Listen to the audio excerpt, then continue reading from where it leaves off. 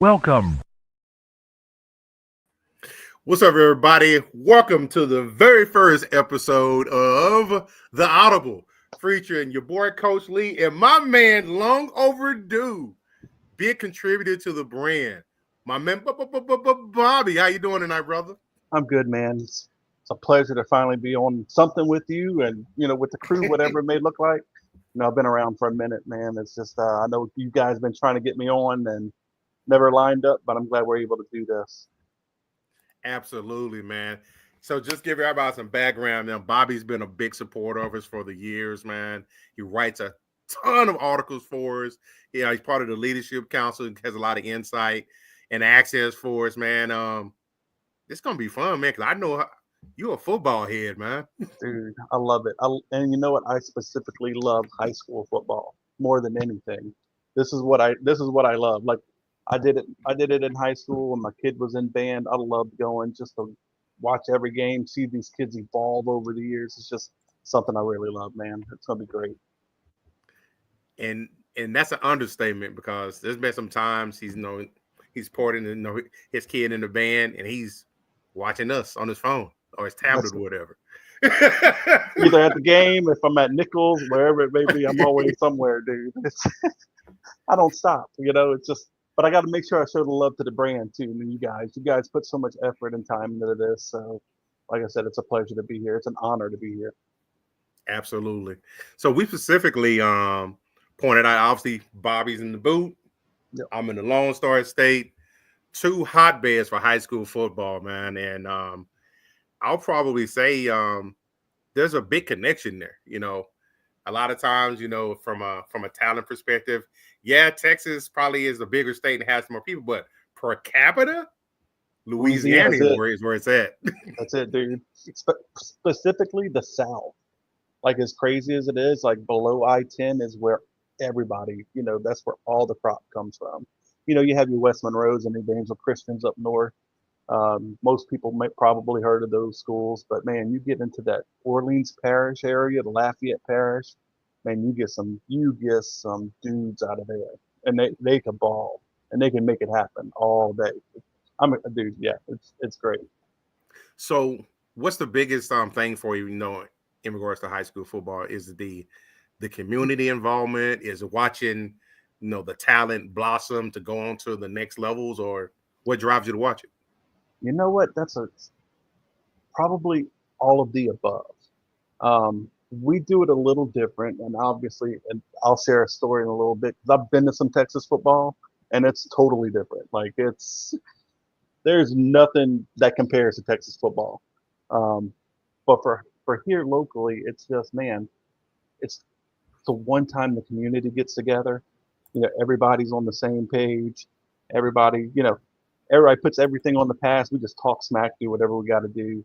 But then, yeah, it's just seeing the kids evolve over the years, seeing them get to play at the next level, if it's here locally or wherever they may go.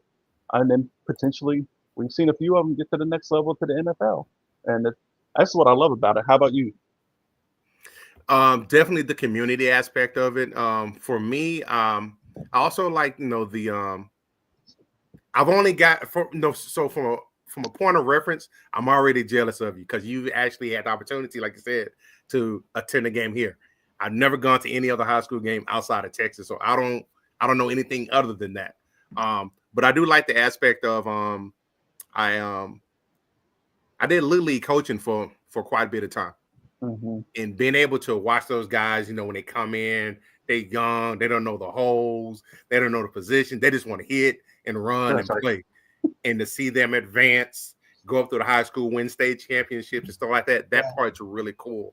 And now for me, especially, your boy, I'm gonna pump up Duncanville every chance I get. That's right. That's what you're supposed to do. But being able to watch those guys, Dale and I got this whole thing running where he didn't believe that Durham should be starting as a freshman or getting significant playing time as a freshman. I'm like, dude, I've been watching this kid since he was in 10th grade. Hey, and I'm just saying, look what he did. Like that dude, he was the offense last year, basically. I mean, you know how I feel about Nuss, so I'm just gonna call it what it is. And Dunham was the guy, I'll stick to that. I don't care what Dale says. Back at you, Dale. And I told my wife, as we get a little bit older in age and stuff like that, and we get it started here in a second. We are talking about where we want to retire and things like that. I'm like, I want to go. I want to be in a small town so I can go out there on Friday nights and watch the high school football games and be a part of the community. Yeah. You say that, for us, not to go too far into the weeds, but we're not a big town, but we're also not small. But I got to experience small town Louisiana football. Because after Hurricane Ida came, my kids were displaced in a smaller community for a time. And Oakdale is where my kids are going to school, and it's probably a town of like 3,000-4,000 people. And when I say the whole town comes out for it, the whole town comes out for the football game.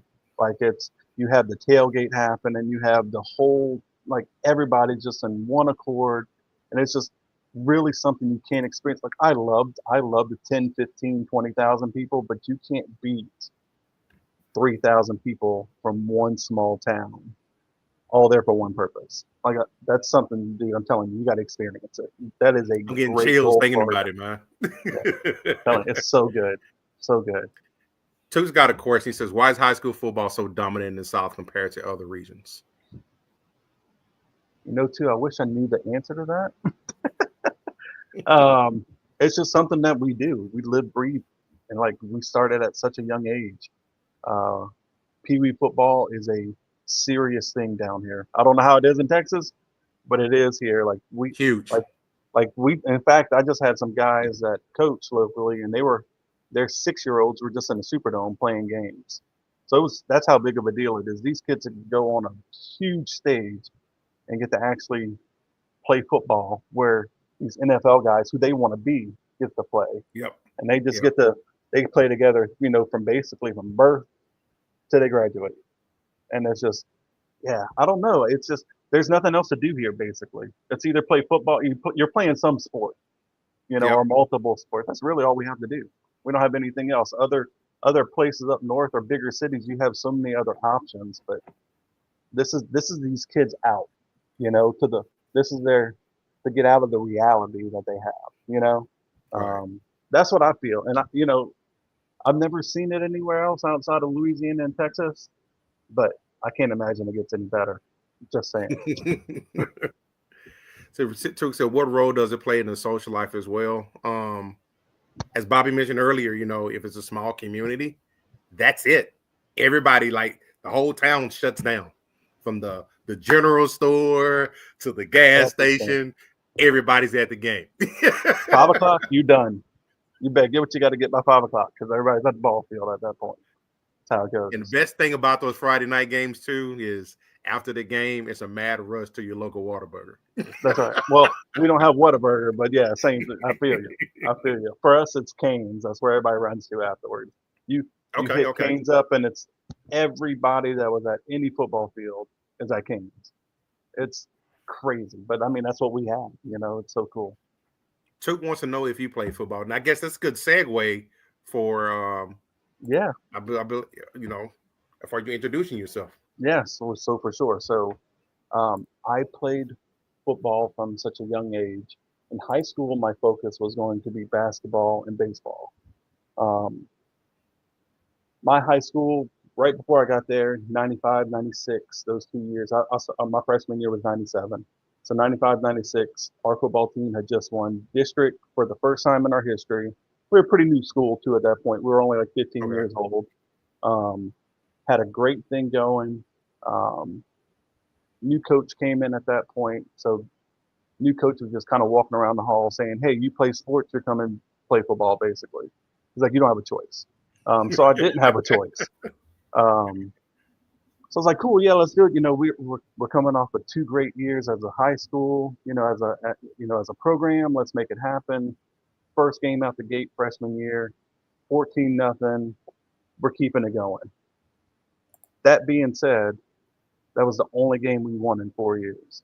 We lost 39 straight after that. Never even came close to winning another game. Oh my So man, that's brutal. yeah, so I don't like talking about it, but yeah, it happened. It was terrible. It was absolutely. But some of those guys I still talk to today, still have bonds with. Even though it was probably one of the worst experiences I ever had as in sports. Because in middle school we were parish champs. We never lost. Even growing up in Pee Wee, I'm not used to losing. And then when you go on 39 straight, and when I'm talking about nothing's close. I think our closest score Crazy. after that was like maybe 42 to 10, 42-12, something like that. Outside of that, we were losing 30, 40, 50 plus points a game. Terrible. So we just so to make a long story short, we set the tone for what Ellender, which is my high school, still suffers with to this day. 25 years later, they're still a terrible program, and I'm sad to say that I was part of setting that foundation. Toot giving you jabs, man. He said you too familiar with brown paper bags. Hey, look, that's why I'm a Saints fan, and I can be one, man, because I'm used to it at this point. That's part of the journey, man. Yeah, So, dude. like for me, obviously, I played football, played every position but except for offensive line. Probably my most funnest position I played, obviously running back, and defensive tackle. Played that. That was quite the experience. Nice. Real quick, cool story. I didn't realize until my younger brother told me. Our junior high that we played at, I was the all-time leading rusher there. And I didn't find out till the guy that played with him broke the record. I had no idea. Dang. Look, I feel you. Look, my story, I've told you guys this in the chat before. Um, it was my junior year. Uh, one of the schools, Assumption, that's in our district, they had a running back by the name of um, Brad Hill, who broke every school record. He just, as a run, I mean, this dude was a ball. He was a bowling ball. Well, next guy up is a guy by the name of Brandon Jacob. We kind of know this guy. He was a Super Bowl champion with the Giants. Mm-hmm. This dude was 6'4", 245 pounds, 250 pounds. I played safety on defense. That was all I did. So, I was small guy, quick though. So I knew my purpose. Well, all Assumption did was give Brandon the ball, and he would just bum rush the line and just, I'm safety. I'm it. I'm it. It's me and Brandon. What we're gonna do. So I'm like, let's do it. So 264, 240 guy. I'm like 5'8", 150 pounds. I'm like a mosquito to this dude at this point, right? I latch onto him at about 25-yard line. That dude drug me all the way to the end zone. Didn't even Hey, slow you didn't down. give up. I'd rather do that than get trucked. Rest of the game, I just acted like I was hitting the right thing, and I was just like, nope. I was like, oh. And I dive for him, miss all day. Dude had 350 rushing yards in the first half on us. No joke. That ain't the game where he said he took a line of coke. I'm pretty sure it was. I am pretty sure that's exactly the game that it happened. Dude had 6 touchdowns, 350 on us at halftime. Wasn't even. I got nothing else to say about it. It was. Bobby But out hey, there look. making history. Hey, look. I just know I got to play against a Super Bowl champion. That's all that matters, right? That's awesome, man. That's awesome. So that's a Bobby C. He already got the chemistry going. Talking about Brandon Marshall. Brandon Jacobs. When you sent me the greatest football players in your area, I had no idea he was from the boot. Yeah, dude. Didn't even know. 10 minutes up the road from me. Yeah, dude. He played for a little bitty old school. Man, this dude just, like I said, he broke every record that you can think of. But one of the greatest dudes that you'll ever meet, though.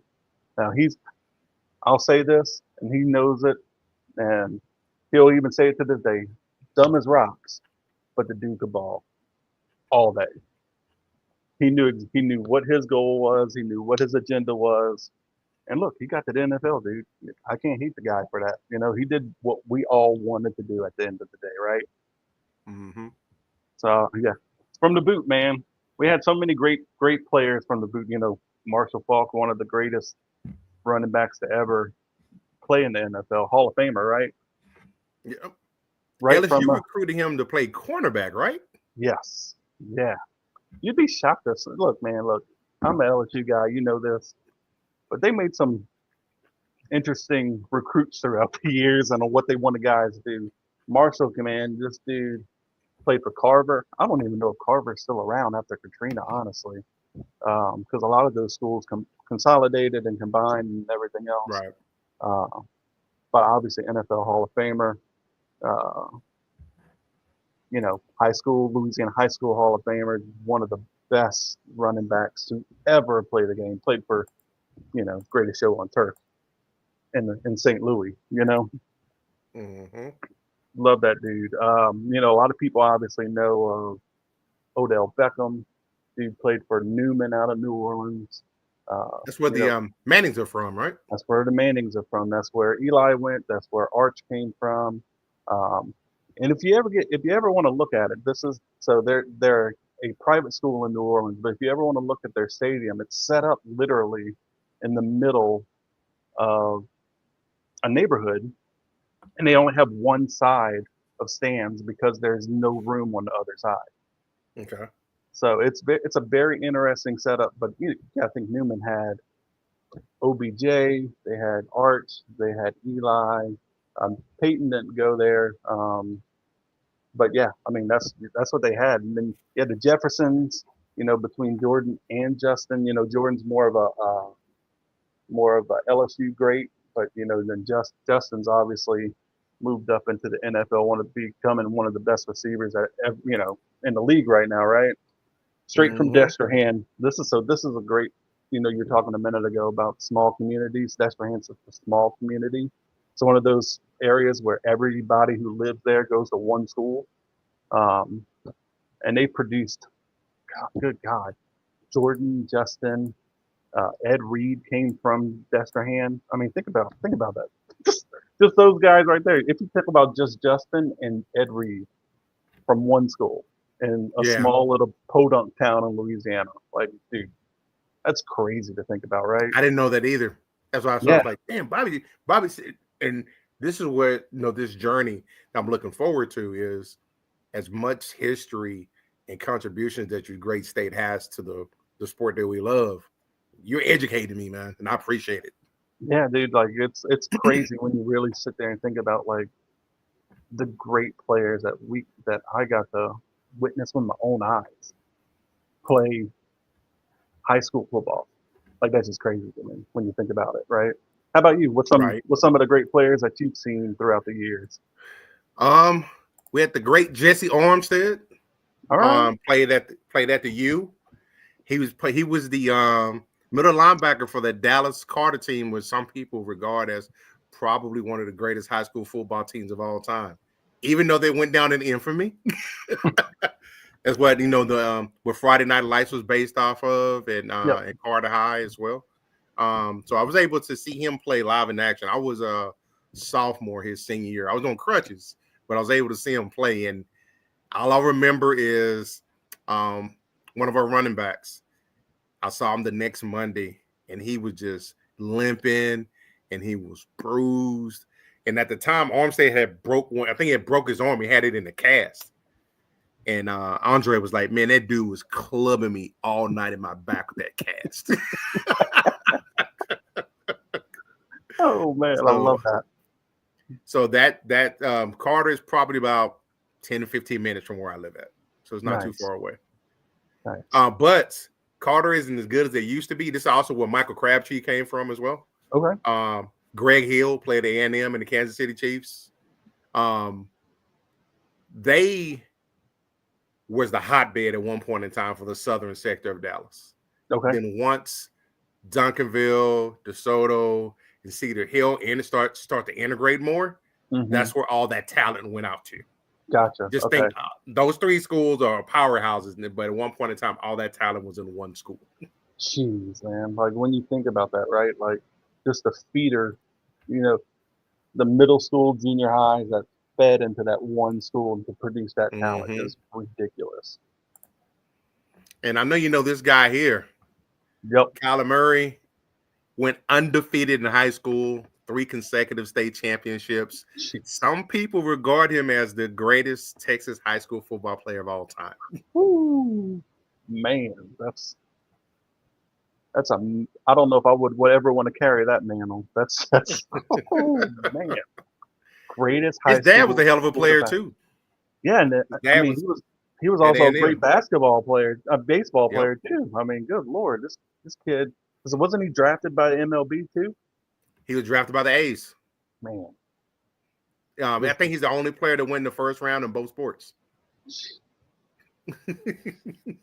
and I'm just sitting here, Yep. sitting on nothing. This dude's sitting here on talent all day.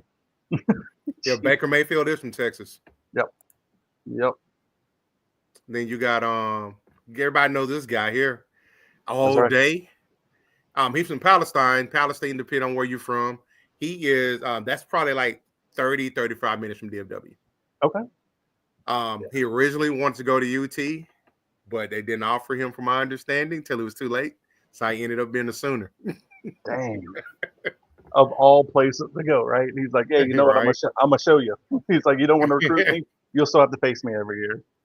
And that's one of the reasons why, for a little bit, Oklahoma was beating the brakes off of Texas. Mm-hmm. And that's their selling point to those recruits. Texas didn't want you. This is your chance to get even. And they play Texas hard every year. It's one of those things, though. We were just talking about it, though, because there's so much talent in such a big area to cover in Texas. Everybody can't go to UT. Right. Like, you're going to miss some of these guys, because you can only have so many running backs. You can only have so many quarterbacks, receivers, whatever it may be. But man, Oklahoma, for them to take that as their recruiting process and say, "Hey, look, come here, we'll take you. You can play them every year and show them what they're missing." Fire them up. And that was before, this whole transport portal. So they were stuck regardless, right? Yep. And you got Matt Stafford, played here in Dallas at Highland Park. He also played baseball on the same high school team with Clayton Kershaw. Nice, man. That dude got talent everywhere. Just in DFW, man. And man-child. Come on, somebody. Mr. Myles Garrett himself. Come on, somebody. I was looking at some of his high school pictures. I'm like, he looked like a grown man then. Bro, that's how I felt like about Brandon, man. This dude was like a man amongst children, dude. Like, what he did should have been against the law. Like, man, this dude was killing everybody. You can normally tell the guys who are probably going to go to the next level. Yeah, you look like that. Physical specimens. You look like that, you're 16 years old. You know what I mean? Like, so this is the good part of it. Some guys who went on to have success in college and NFL, as you had mentioned. But there's the other side of that notion. Who are some of the players that you guys had that didn't quite live up to the hype? So anybody from Louisiana would know the first name that I would name off, which is Ryan Perilou. Came from East St. John, which is just 30 minutes up the road from me. That name sounds familiar. Dude, he was recruited by everybody. He was I believe he was the #1 quarterback in his class. This dude could have went anywhere he wanted. Ended up going to LSU. Got into a lot of trouble with gambling and whatnot. Got kicked off the team. Ended up at I think it was Jacksonville State, and FCS. Played a couple of years there and just, did his thing, but it just never translated what he did from high school to college. In high school, this guy played quarterback, cornerback, kick returner. He was their kicker. He did everything. Like, how you have one of those all-in-one guys that just can do anything and everything? That was Ryan Perilou. I seen this dude score 8 touchdowns in a game in every position. Like kickoff, punt return, quarterback, return to pick 6. Like, this dude did it every way possible. He was just impossible to cover. He was just fast. This dude was just one of those guys. The next guy that I would think of is anybody from Louisiana would know this guy, Cecil Collins. Cecil the Diesel. I saw the story of him the other night, ironically. Yeah, man, this dude had so much potential. Again, LSU recruit, some stuff didn't go his way. Just kind of, he was kicked off the team, had a small stint in the NFL, ended up in prison. Uh, but man, what could have been? You always think about with these guys, what could have been. Right. Unfortunately for Cecil, it was the wrong path, and he ended up, not even getting a shot at the end of the day. Um, yeah, it's just I would have really loved to see what this guy could have done. Outside of those guys, I think of so I mentioned them earlier. Evangel Christian was a really big powerhouse nationally back in the '90s. They're from up in Shreveport. Um, East Texas. yeah, basically. I mean, East Texas, Southern Arkansas, whatever you want to call them, right? Uh, they had the Booty family was what they were famous. These guys went all through it. Abram was a guy that was at LSU for I think it was mid '90s. He just never clashed with the coaches. Again, no transfer portal, so he was stuck. He, he was at LSU and there was nothing. It was either play football or you're going to do nothing. Um, and he just never. This dude broke every record you could think of in the '90s when it came to receiving. Um, Wow. it was, and it's just one of those things that you just what if, right? And the last guy that I'm gonna talk about, he's a current player, and I'm putting an asterisk next to his name, Trey Holly, which was a running back from Farmerville, which is basically on the border of Louisiana and Arkansas, way up north. Um, he went to LSU, uh, got accused of murder in his hometown of Farmerville. Oh wow. Um, never went to trial. Still hasn't gone to trial actually, and this was a couple So, years back. so this is recent then. This Pretty is recent. recent. Yeah, yeah. He was on the team up until this year, on LSU's team up until this year. He has the all-time rushing record in Louisiana. Um, Wow. so So he it's was Santa. yeah, he was highly recruited. Um, he's currently a walk-on at Southern University. That's how Mm. crazy this is. Like this, we're talking about a dude that has the all-time rushing record, and he's a walk-on at Southern, and he's played 2 games so far, and he's having a really good season thus far. And I really hope the best for him. Wow. I Okay. really hope I that remember he him. can. Yeah, I just really hope that he can, make it happen because if there's anybody that deserves it, it's him. Because they haven't they haven't proven anything. They just said the guy looked like him, and he got arrested for it. Yeah, that's the guys that I can think of at this point. What about for you guys in Texas? I'll probably say the one that definitely comes off the top of my head is Jonathan Gray. Mm, Played running back at Texas from Aledo.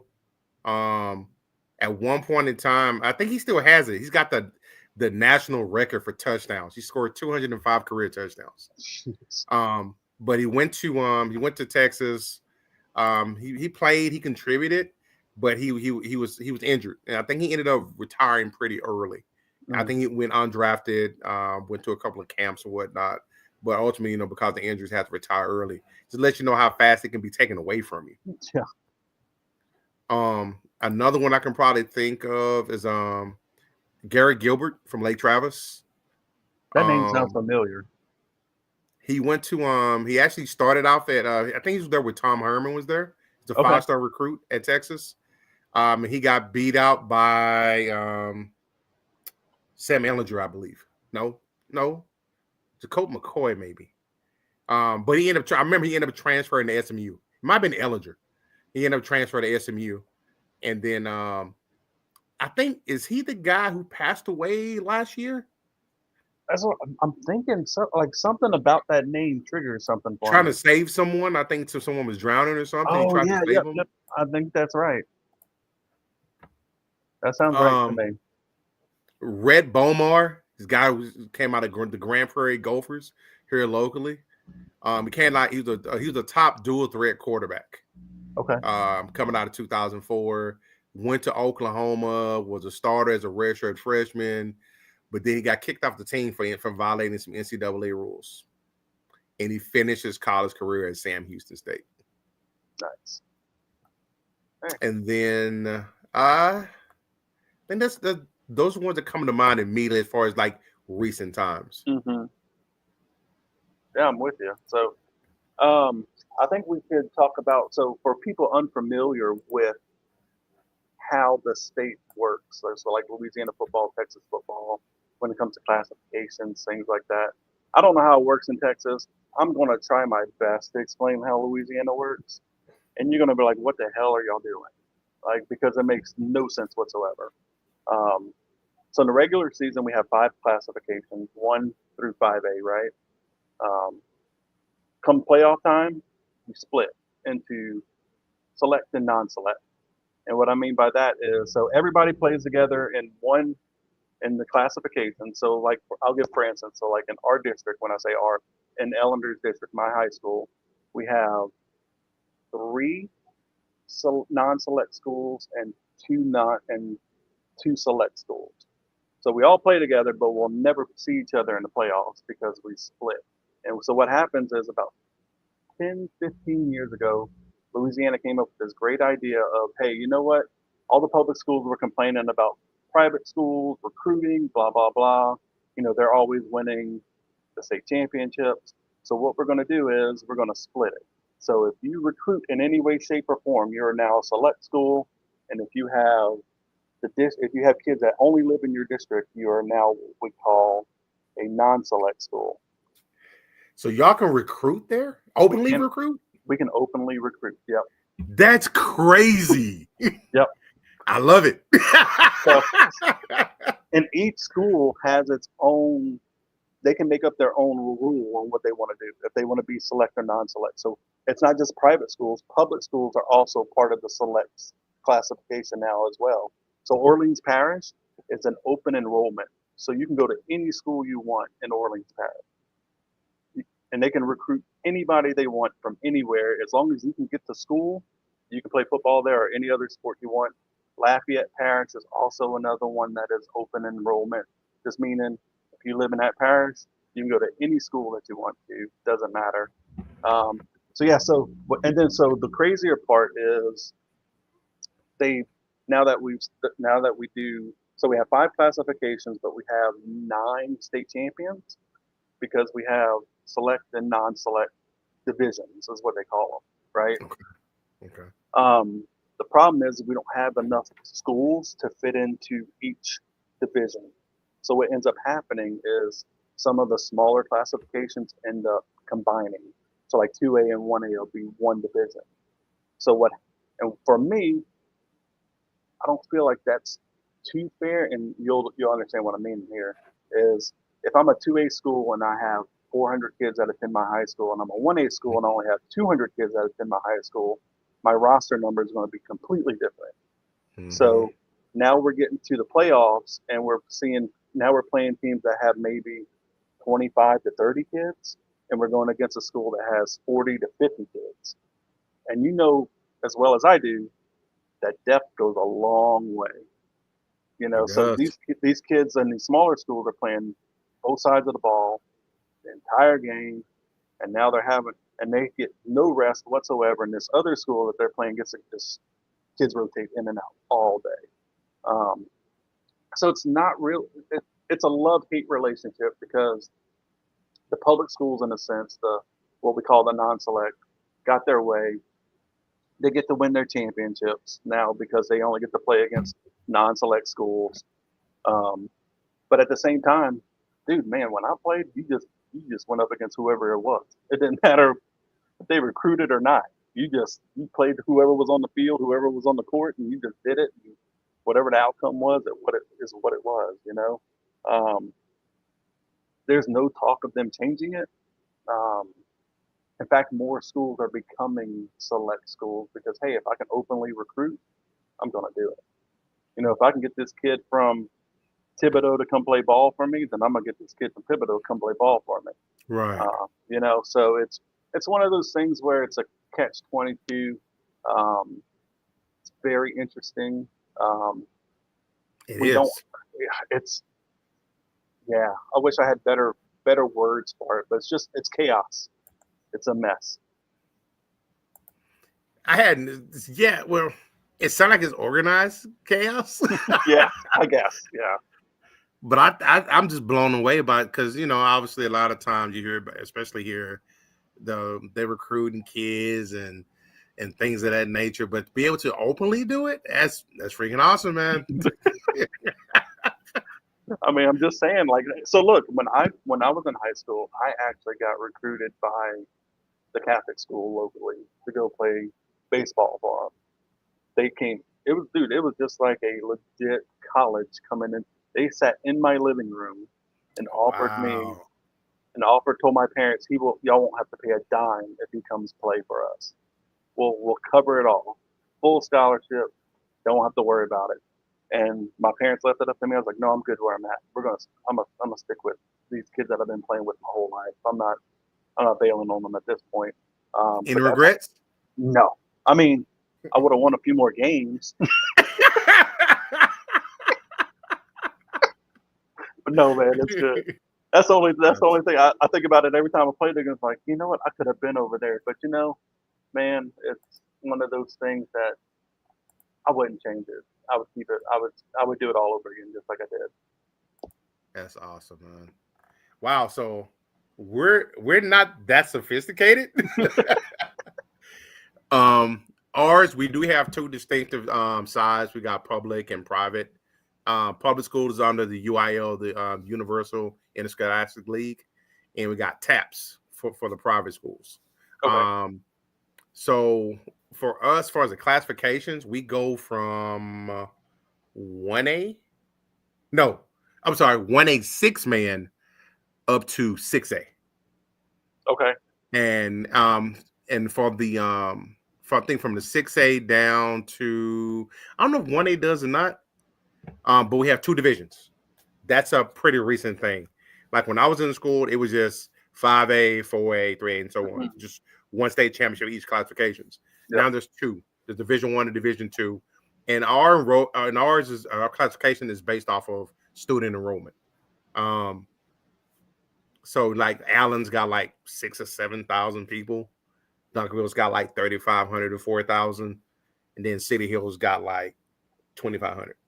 So there's certain criteria and cutoffs for it, but it is purely student body driven. As far as the playoff format, they take the top 4 teams from each district. I think that part sucks. So it's just you have to do well in your district to make the playoffs. Yes. Okay. They take the top 4 teams, and obviously it's based off the enrollments. That's why you never see like the District of Doom, which is Duncanville, DeSoto, Cedar Hill, now Lancaster. Duncanville and Cedar, and Duncanville, DeSoto, and Cedar Hill, they've all won multiple state championships in the last 15, 20 years. But they never have faced each other in the playoffs except for DeSoto and Duncanville. DeSoto and Cedar Hill. Duncanville is always in a different classification. And on the TAP side of it, I believe it's in 4 divisions. They got Division 1, 2, 3, and 4, and the larger schools are in the lower number of divisions. So it's reversed as far as how they match up so is it like District 1 winner plays against the 4th place team from District 5, or is it always the same matchups every year? So it's going to start off with area. Okay. I'm sorry. I think first is going to be, I think it's either area or by district is one of the two. Makes sense. And then after that, you go to the regional. We got 4 regions. Got like for instance, you have Duncanville's in the region 1, but a school in Fort Worth can be in region 4, playing schools in El Paso and stuff like that. Holy cow! Get to that level. Holy. I want to say it goes 5 to get to the state game. I believe it's 5 or 6 games. I'm trying to think of our bracket. We have by district, quarterfinals, semis. Oh, by district, regional, quarter, semis, and finals. So 4 games to get to the finals. Finals is your 5th game. So one thing I didn't mention about how it works. So within our blended regular season, district champion automatically makes the playoffs. one district champion. So if it's a select school, they automatically make the select school bracket. But if the highest non-select school doesn't automatically make it, even though they may have technically won as the best non-selective, if that makes any sense at all. It Uh, does. It does. We have within our bracket, depending on the division, it depends how many teams make it. Most of them have 32 teams, and then some of them have as less as 24, and then like the top 8 get a bye in the first round or whatever. We used to do it the way you guys do, where district champ, co-champ, or second place would automatically make the playoff. But now we do it by power rankings.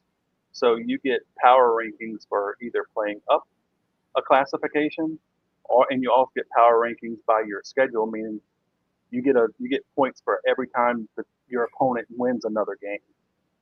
So Sound you like can, hockey. yeah. So in a sense, so essentially you can go 3-7 and be a fifth seed because that's what your schedule looked like. So it doesn't go by record; it goes by your strength of schedule in a sense. Um, Gotcha. so because some districts are harder than others, like one of our local districts is considered one of the hardest in the state in 5A, where the Destrehan, where the Jeffersons and all those guys came from. Um, East St. John, Destrehan, Hahnville, and then you got the Bayou schools that go into those. Then you got like what we call the Catholic League out in New Orleans Parish, which is like John Curtis's, St. Aug's, Rummel, I've heard Saw. that term before. The Catholic So League. the Catholic League, that's where Edna Carr is part of now. And we'll talk about them in a minute because they're something to look for Powerhouse. this year. Yeah, they're a powerhouse this year.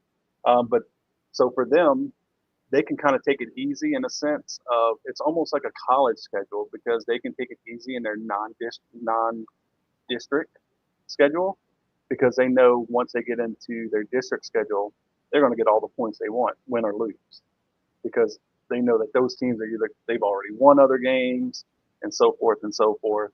And it's so if a 1A school plays a 5A school, they get 4 points automatically. You get a point for every classification you play up. Okay. So if a 1A school wants to have non-district as 5A schools, they can do it all day and just get points. And even though they may get their tails whipped on the field, they're building their resume, so to speak.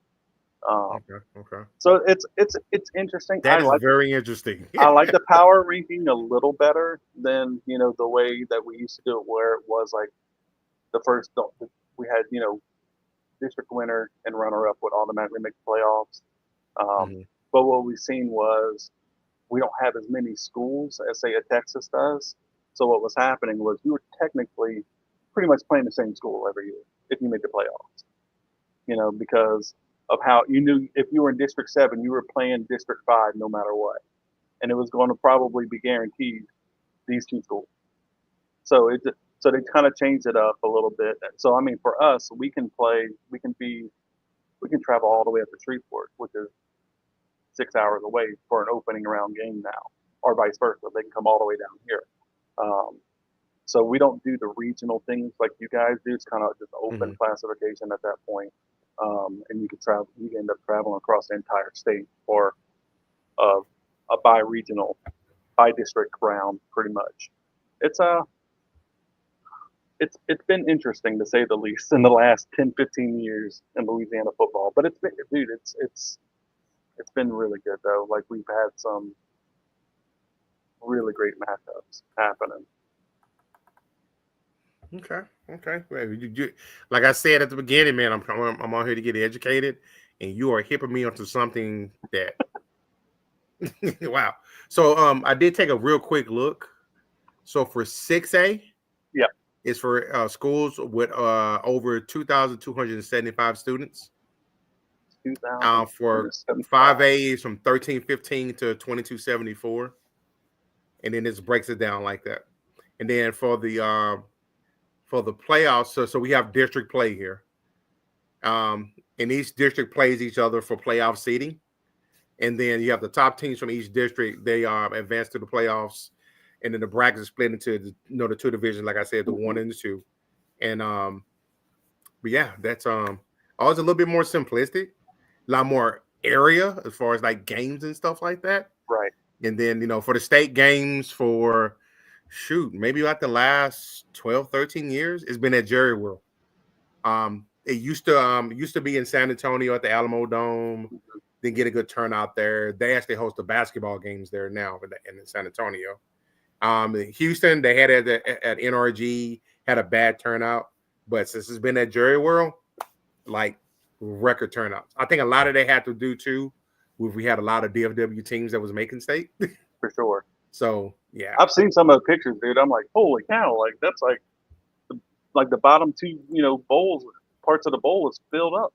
It's crazy, dude. Like I'm like, is this high school? So you say that, and I mentioned it earlier in the show that I've been to a Texas high school football game before. So my brother used to live in Houston. Okay. And I went visit him. I'm sorry about that. Yeah, it is what it is. And we were passing to go to his house, and we were passing his high school, and tailgates happening, thousands of people are out there. And Yep. I was like, hey, you know what? Y'all can drop me off, and then I'm going back. I'm going back. I got to experience this. I got to see. And so this high school was Stratford High School in Houston, Texas. Houston Stratford. Yeah. Yep. One of the largest schools I've ever seen in my life, number one. So like Craig James went to school, I believe. This school took up like 3 blocks of Houston. And I'm like, what? Like, I've never seen anything like this before. So pull up, it's kind of walking around, hanging out with everybody. I'm like, man, y'all love high school football around here. I'm like, we're lucky to get 4,000 or 5,000 people out to our games. And I'm like, I remember this conversation like it was yesterday. It was probably like 10, 15 years ago. I'm like, y'all must be really good, huh? He goes, we are 0-7, but this is what we do.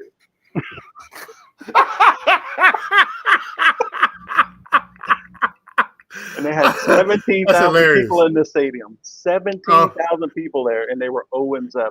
And they were like, this is oh, wow. I'm like, yep, y'all are a different breed. I got nothing for y'all at this point. Like, nothing will ever match this, ever. I'm like, if we're 0-7, our parents are there because they have to be. Nobody else. Oh, man, that's hilarious. Yeah, so I was just, like I said, I've experienced it, and I loved everything about it. It just felt so authentic. People were just there to, they were there for the love of the game, regardless of what the record was on the field. And dude, you would have thought that the way, the show that they had pregame, that this school was winning championships, and they weren't winning anything, man. But it was a spectacle that I'll never forget.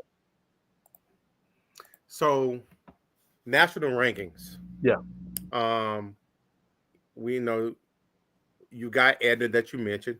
Mm-hmm. Are they the top ranked school in your state? Yes. So they're ranked number 13 right now in the nation. Mm-hmm. Now you had mentioned about how now it seems like everything in Louisiana football has been interesting. So how does your preseason polls work there, or your polls in general?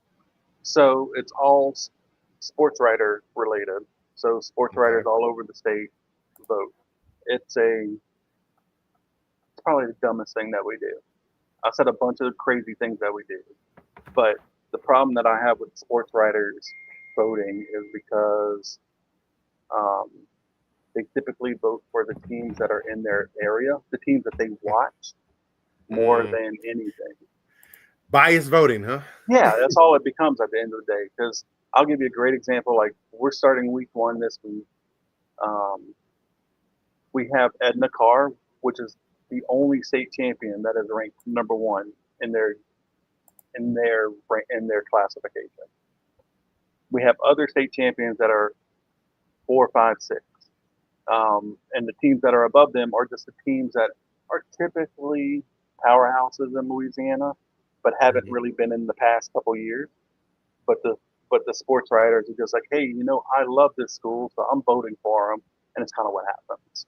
So polls don't really matter here as much as because we kind of know how it works. It works the same way with All-State. Any All-State players are always voted by the sports writers, so they throw their whole roster at everybody. They throw the whole roster into the pot. And then so even a guy that, you know, third receiver on their team who doesn't deserve anything will become all state because he got enough votes. So it's just it's dumb at the end of the day. So that's why I'm thankful for, you know, things like Mac Preps that does national rankings that actually looks at the whole collective and not just, you know, hey, you know, this is what they've done in the past 5 years, or hey, they've won 86 championships, but they haven't won one since '74. But we're still going to rank them number one overall because we're just waiting for it to happen again. But because that's what happens, right? But Right. yeah, with Carr, you know, they are what they are because they are an Orleans parish, so now they're able to grab the best of the best. They can grab the cream of the crop, so to speak. Um, and they've been good for us, man, solid 10 years at this point. Um, Currently building a brand new stadium on campus, which I'm excited to see. Because one thing I don't know how it is in What's Texas, but capacity? it's only gonna surprisingly it's only gonna be like 8,000. I thought it would be more, um, but it's on campus because, like I said, I don't know how it is for you guys, but here there's limited stadiums. A lot of schools share the same stadium, so they got to work around home games. Or schools are playing on Thursdays or Fridays. They have the home games on the same week. Orleans Parish is one of those that they have like 5 stadiums they use for like 46 schools, which I don't know how they pull it off. Even here locally, though, like our stadium wasn't on campus. We had to travel every game to our home field because it was at a different school, um, which is different because obviously, you know, you don't have the home field, you know, advantage. You don't have your colors, your school stuff all around it because you're Mm-hmm. going to a different school. Happen to be our rival too at the same time. So all we're seeing is the green and white from our rival school all over the field, all over the scoreboard, everywhere because it's their field. Um, so it's a little different here in that aspect, just because there's so much. Um, I don't know what they were thinking honestly when they built these schools, and they're just like, yeah, they can just all share the same stadium. It's no big deal. Um, but yeah, so I'm excited to see what Carr is going to do this year. They're playing this week. They play Archbishop Shaw out of New Orleans, which is the four. No, sorry, they are the Division II state champion. So week one, state champion versus state champion, right out the gate. Um, and then next week, Carr plays Heritage. I forget who it is, but it's another nationally ranked team. They're actually going to play them in the Superdome next week. So I think I'm going to hit that game up just to kind of see what everything's about on that. 'Cause that's going to be a big game for them. Man, it sounds exciting, man. I think for us, we've got Dunkerville is a top ranked team. And then follow. I'm just gonna go to the top five. Got Dunkerville, South Lake Carroll, Mm-hmm. the defending Big 6A champ North Crowley. Allen is back in the mix after a long hiatus, and Ascocita down in Houston. So those are the top five. Of those top five, four are in DFW. So it just lets you know the level of competition in North Texas alone. Yeah, that tells you everything you need to know. If you want to watch good Texas football, DFW is where you got to be, right? Um, I was looking at we got a big matchup this week. We've got number one Dunkerville versus number 6 South Oak Cliff. South Oak Cliff is coming off a big win over Big 6A powerhouse Galena North Shore in Houston. Yeah, we talked about Nobody that saw that game. coming. Yeah, that was crazy. When you told me that, I was like, hold on, let me go check. Let me go verify this. So I was like, oh cow! Like nobody expected that. So that game is going to be at Choctaw Stadium, which is where they the old Ranger Stadium and the Yeah, UFL plays their game. So it's an interesting watch because it's a baseball stadium, yeah. so you kind of far away from the field a little bit. But I know it's going to be packed up there. If I'm not mistaken, the head coach for South Oak Cliff was a coordinator under Duncanville's head coach for a long time. And I think he actually played for him as well. So Oh there's some wow, history there. I love that though. It's kind of like one of those. You know, it's always like when you see it with in college or NFL, if it's Saban or Belichick, whenever their coordinators will come back to play against them, see what you learn from the master, so to speak, right? Mm-hmm. It's going to be interesting to see how it plays out because I think Duncanville has won 6 in a row against South Oak Cliff. And them coming off their win, they're going to have all the confidence in the world. Yeah. So they're going to come in with a chip on their shoulder. And shout out and kudos to South Oak Cliff. They're 5A, and I believe their first 3 games are North Shore, Duncanville, and I want to say they might play North Crowley. Ooh, man. And that's before they even get to district. Can you imagine if they go 3-0 with that? Like, I know we don't want that to happen because we don't want them to. No, I don't. I know we don't want that to happen, but think about like having that non-district schedule. Even if you go 2-1, nobody would have thought that either. You know what I'm saying? Like that's a by itself is because the fact that they have Duncanville this week and they didn't overlook last week's game because that happens a lot whenever you have the really big game happening. You have the game before and you're like, oh yeah, we'll just make it. We'll get through it. But they handle business, dude. I take that back. It's not North Shore in week 3. It's only Longview Lobos. Oh, it's only Longview. State champions from last year. Only Longview. Yeah, I know all about Longview. They used to come over in the '90s to play West Monroe and Evangel all the time. Yeah, those boys they've been doing it for a minute out long. I'm trying to say, so I've seen a couple of places. So I saw earlier this week, they said it was being played at Choctaw Stadium. But as I'm looking at it now, they're saying it's going to be played at Duncanville Stadium. So I don't know if something came up where they had to move the game back. But I know I don't know if I'm going to be able to make the game Friday because I'm going to be getting in late afternoon Friday. I'm going to try my best to get to that game. But definitely I'm planning on catching some games. Shout out to P. Dollar. We need to go catch some games as well. That's right. He's been trying to get me to go to watch a game with him for like the last 2 years. So we're gonna do it this year, bro. That's right. That's right. So as far as you had mentioned the matchup Edna Carr against Archbishop Shaw. Yeah. What are some of the standout players that that we should look out for? So for Carr specifically, you can just pick a guy. It's kind of like Duncanville, you know what I'm saying? Like you can just pick a guy. Like who do you want to see? Like that guy. Like you got second and third string guys that could be starting for any other school at this point, right? That's kind of how it rolls.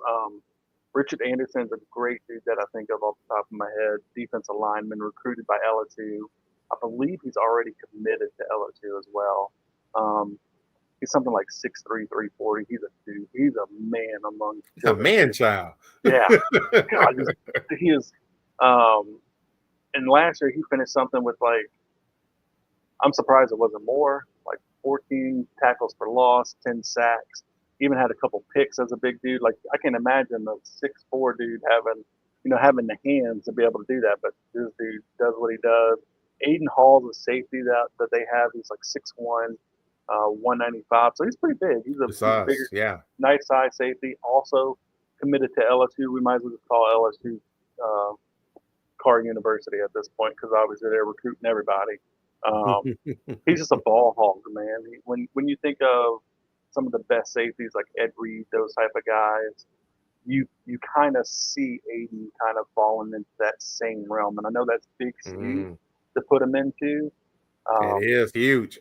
But he sees the field so well. Like he kind of knows what the quarterback's doing before the quarterback even knows what he's doing. And that's you can't teach that. That's just him, watching film and just studying the game and being and loving the game the way he does. Chapman as well, Jalen Chapman. He's a defensive back, 6 foot, 180 pounds. Also, again, shocker, also committed to LSU. He's a great second hand to Aiden. They kind of play off of each other.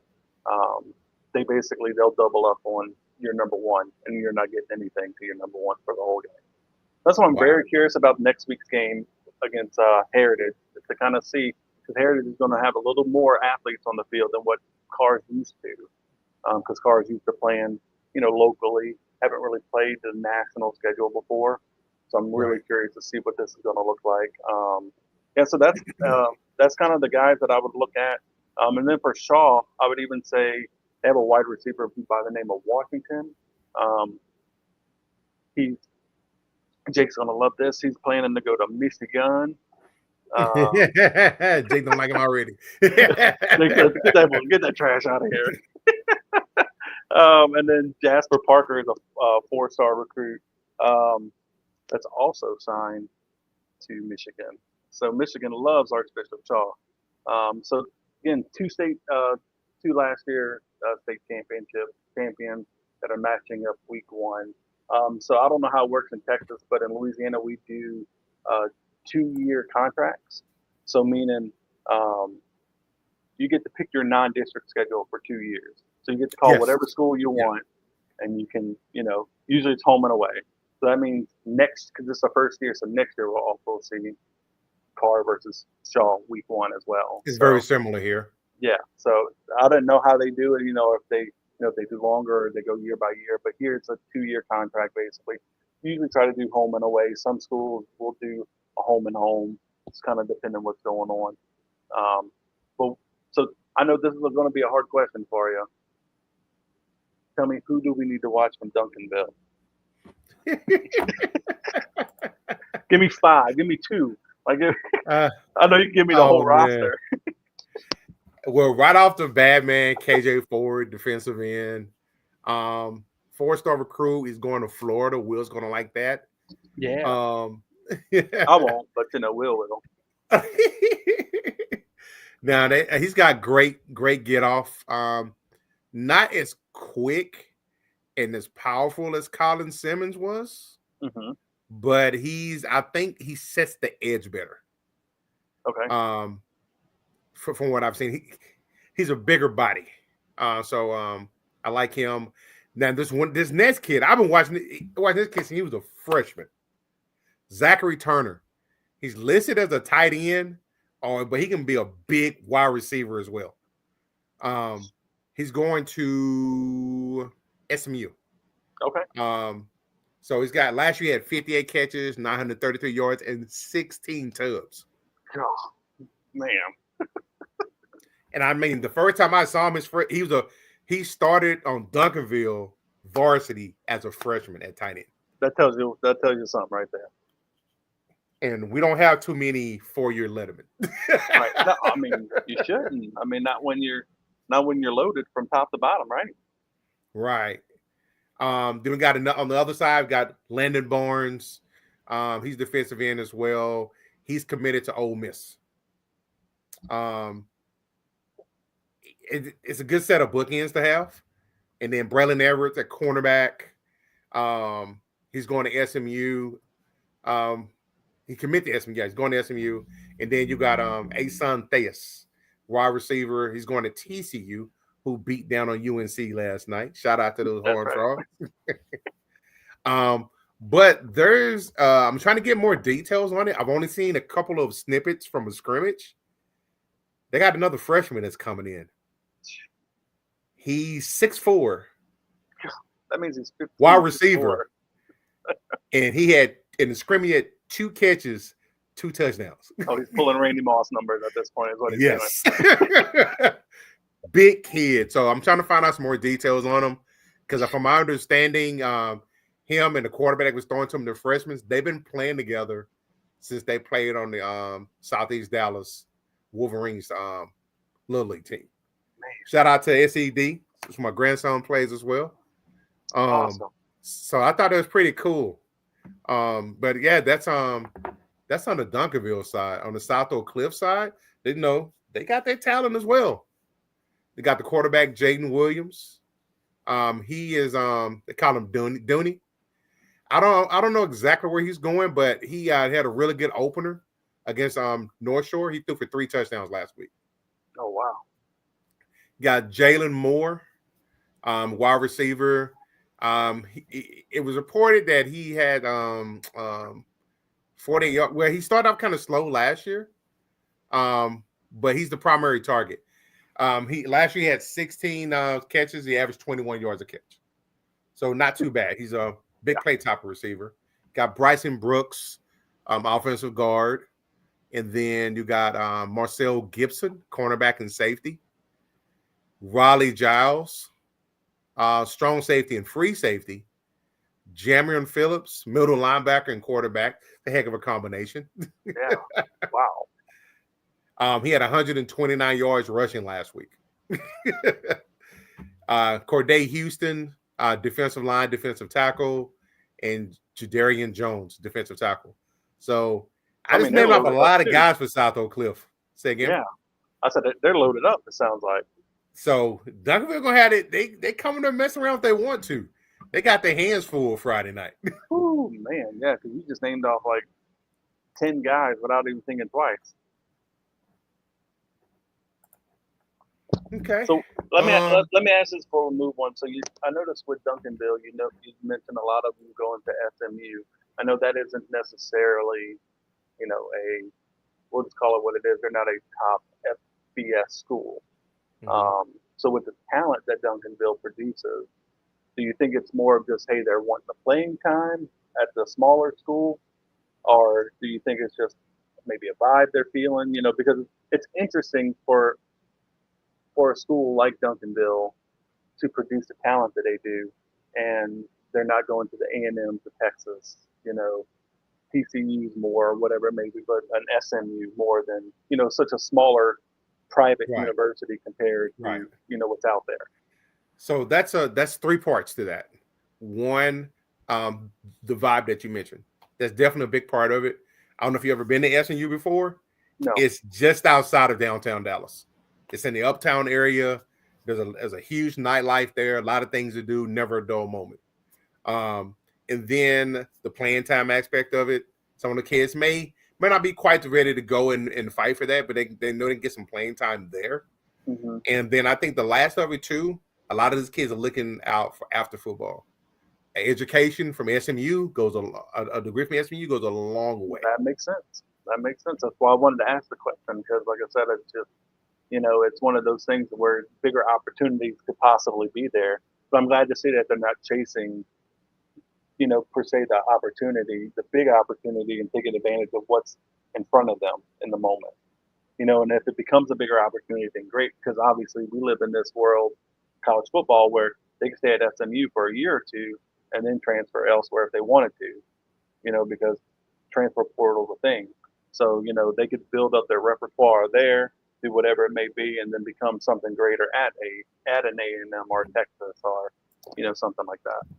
I love that. I think they do a really good job of recruiting locally. I'll probably say maybe about the time of James Prochet. Mm-hmm. He came out of DeSoto. I remember when he was, when he went from, he stayed home locally and he went there. And I remember, you can drive all over Dallas, and all of those local kids that were high school stars that stayed at SMU, they got billboards all around town. Mm. And I think that sent out a big resounding message that your hometown's behind you as well. I thought that was pretty cool on their part. It's good marketing. Yeah, I love that, actually. So I can see that aspect of actually, hey, you know what? I can be, number one, I can make it, I don't know these kids, but I would assume that they're thinking, hey, I can make a difference in the town that the city that I'm from, while also getting to do what I love, which is playing football. My name, my brand gets out there. We live in the NIL world now, so hey, my name will get out there. Who knows what opportunities are available for these kids now through NIL. So yeah, I love that. Yeah, thank you for that. Because like I said, I was very curious on why they would pick smaller schools compared to the opportunities that would be out there. Right. So what are some of the notable games for Louisiana this week? Obviously, as we mentioned, Carr versus Shaw. Outside of that, some state champions from last year. Ruston's going to take on Acadiana from the Lafayette area. That's a 4 versus 7 matchup in 5A. So that's going to be a big deal right out the gate. Russin has struggled over the years, but in the last 2 or 3 years with some coaching changing, have become what Russin always used to be, and they've Mm-hmm. become a powerhouse over the last couple of years. St. James, which is the local, I say local, they're 30 minutes up the road from me. They're a powerhouse in 3A. They're taking on basically a crosstown rival in East St. John, which is where Brian Fairlew played. East St. John has been through some struggling times in the last few years, mostly because um, their football coach, they have a new coach. He's kind of, man, it's one of those things where you hate to see a great program decline as fast as they have because of just what he allows them to do. There's no structure. They just kind of get to run. They basically run the team the kids do. So you hate to see a great program, go down so much. Up north, you got Sterlington, which is a great program that's going to be taking on Tioga. And also, hey, I love South Plaquemine. So if you're looking at Louisiana and you're looking at the boot and bottom right, you got the part that sticks out just into the Gulf of Mexico. That's South Plaquemines. Oh, okay. Okay. They run. I know exactly what you're talking about. They run 18 to 21 kids on their roster every year. Win state championships almost every year, though. That's Iron Man Bowl there. Yeah, they are. They will go obviously playing both sides. Have 7 kids that can rotate. You have an injury, you're done. You know what I'm saying? Like it's one of those things. They're taking on a New Orleans school of Higgins. But yeah, man, they are just a program. So if pre-Katrina, it was like Boothville, Venice, and I forget the other school that was down there. But then they just basically, when after Katrina wiped out everything, they just made one big school, called it South Plaquemine, and say one big school. They have like 180 kids that go to the school, so it's not like it's this massive school. But yeah, but like I said, they do something special down there. Ironically, they are called the South Plaquemine Hurricanes. Um, yeah, they have something very special down there, and they just know how to play football. And what we were talking earlier, these kids that start from a young age and just work their way up. These kids have been playing since they could walk together, so they know what the other person's doing before the other person even thinks about it. Outside of that, locally we have South Lafourche and Thibodaux. I'm from Thibodaux. Very interested to see what Thibodaux is going to do this year. They got a brand new coach in, Lowell Northeast. Louisiana people know this guy. He was great quarterback for St. James, which I talked about a minute ago. Got to the coaching realm last year for the first time. Um, Took an Ascension Catholic school and made them go from 0 wins to 11 wins in 1 year. So he obviously knows what he's doing. So he's coming in Thibodaux. He wanted to this kind of his area, so to speak. So I think that's something that this school needs. He's also seeing that the talent that they have on the school, they swapped up their offense from a wing tee to a spread. So now we're going to see a little more passing, obviously, not so much. Going to actually see the athletes get to do what they want to do, right? South Lafourche is just one of these bayou schools that we like to call them. These are big boys. Like they, when you think of like Iowa and corn-fed dudes, this is what you think of with South Lafourche. These are big, big boys, right? But with that being said, man, South Lafourche last week in the Jamboree played against Terrebonne, which is another local school. Terrebonne's entire offensive line and defensive line is already committed to college. Like, and some of them are sophomores all the way up to seniors. Every last one of them have starters are already committed to their college. That's how good they. And they. What's in the water there, man? I wish I knew because they have some big boys over there at Terrebonne. But so South Lafourche at Thibodaux this week, and then my high school, Ellender. We're going to see if we can maybe win a game or two this year. We're traveling up to Baton Rouge. Go Patriots, baby. Yeah, we're going to Livingston Collegiate is who they're playing. It's a brand new school that's out in Baton Rouge. We have charter schools popping up all over the place right now. This is one of the newer ones in the Baton Rouge area. So we'll see what it looks like. They got a new coach. He's a Ellender graduate. So I always love that when somebody who went to the school comes back, because he kind of understands what they expect, what they see, what they know. yeah, and just really start building something great with them. So that's what some of the matchups in Louisiana, but all the way up from the games everybody cares about to the games that I care about. So how about what's happening in Texas this week? We got some pretty good matchups coming this week. Obviously, we talked about the Dunkerville and South Oak Cliff one. We got Salina and Waco La Vega. So Salina, they were in the 4A Division II state championship last year, and La Vega's a pretty good program. They're always respectable year over year. Then you got Louisville against Byron Nelson. Both of them had solid outputs, in week one. So we're in week 2 down here, so that's solid outputs in week 1. So it may have some playoff implications already. And then the big one, defending 6A state champion North Crowley against defending 6A Division II state champion DeSoto. Ooh, there we go. And DeSoto's coming off of a whooping. Yeah. So this is a big game for them to respond. Yeah. They went and played a school, Creekview, out in Georgia, and they got touched pretty good. They got handled. Let's just call it what it is. Now, the question for North Crowley, they won last week, but if anybody saw them play last year, that team was explosive. They lost a lot of talent.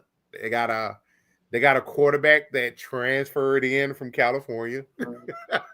Magically, right? He's a lefty. He looks pretty crisp. But I think the biggest thing, not only the talent, they lost their offense coordinator. And everybody said it's very, very noticeable. So he got a head coaching job after that great run that he had last year. He was a secret weapon for them to finally get over the hump and beat Dunkerville. He called a great plan. You got Allen versus Cedar Hill. That's going to be a great game there. Then you got A&M Consolidated at Forney. It's called a must-see matchup of the 6-5A classes. Rockwall Heath versus Prosper. Both are highly ranked. And then you got Denton Ryan against Mansfield Timberview. Some people say this is actually the matchup, the key week 2 game of the week. Oh, wow. I think, me personally, I think it's DeSoto. So, actually, you take all 3 of them. This Ryan Mansfield game, the Crowder DeSoto game, or the Oak Cliff Dunkerville game. Take your pick. Yeah, I mean, you got great football regardless. Week 2, right? Yep. Love that. So before we end, and it's been a lot of fun, bro. You have no idea.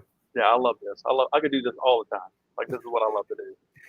So we talked about it at the opening. We had talked about the what the football means to us, the community, the involvement, things of that nature.